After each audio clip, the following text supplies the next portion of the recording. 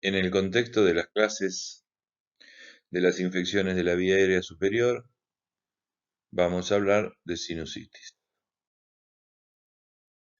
La sinusitis es una patología frecuente de la vía aérea y que nos plantea como pediatras y como generalistas dificultades en el diagnóstico, y muchas veces es causa de uso inapropiado de antibióticos en la práctica ambulatoria. Se calcula que más o menos el 10% de las infecciones de las vías aéreas superiores se complican con sinusitis aguda.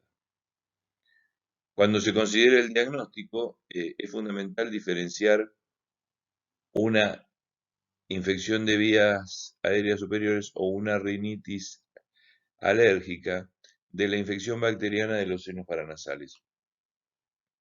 Esto es una cuestión que se da frecuentemente. Nosotros tenemos como un arma la ricnoscopía anterior para visualizar las características de la mucosa nasal. Hay tres diferentes cuadros, o sea, según la evolución, cómo se nos puede presentar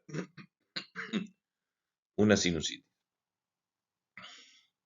La sinusitis aguda, de presentación brusca y una duración menor de 30 días.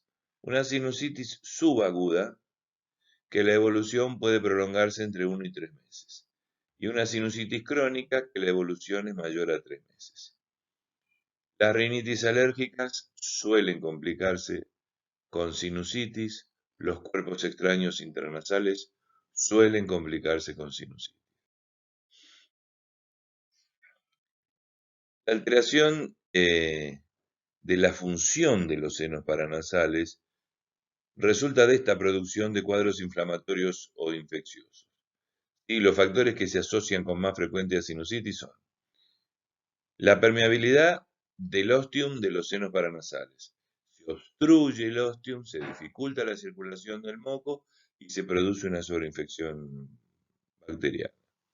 La movilidad de las cilias del epitelio de la mucosa respiratoria, y muchas veces la calidad de las secreciones hacen que haya una mayor, que se favorezca la sobreinfección de estos cuadros. ¿Cuál es la causa de la gran mayoría? ¿Qué gérmenes producen la gran mayoría de la sinusitis? El neumococo, Streptococcus pneumoniae, un Haemophilus influenzae no tipificable, ¿sí? Y la Moraxella catarrhalis. En las sinusitis crónicas, las formas más graves de infección, puede haber un estafilococo o gérmenes anaerobios. El diagnóstico de la sinusitis es fundamentalmente clínico. Se debe sospechar frente a dos situaciones. Cuando una infección de vía aérea superior no se resuelve espontáneamente en 10 días, con tos diurna y que empeora sobre la noche, muchas veces se acompaña a esta presentación. Puede haber halitosis, ¿sí? Que debe hacernos pensar en el diagnóstico de sinusitis. Otra forma menos frecuente es el resfrío, que se percibe como más importante que los habituales, por la fiebre alta, la secreción mucopurulenta, que puede ser unilateral o bilateral. Los niños pueden padecer cefaleas retroorbitarias, supraorbitarias, ¿sí? Y presentar edema periorbitario. Esto habla de gravedad. Yo creo que tenemos que tener en cuenta que hay que jerarquizar o pensar en una rinosinusitis cuando ocurre esto. Un cuadro se prolonga en el tiempo, que no tiene una curación espontánea, que muchos de los cuadros de rinosinusitis tienen, los cuadros virales no quedan solamente una rinitis, no queda limitada a la nariz, inflama toda la mucosa respiratoria, incluyendo la de los senos paranasales.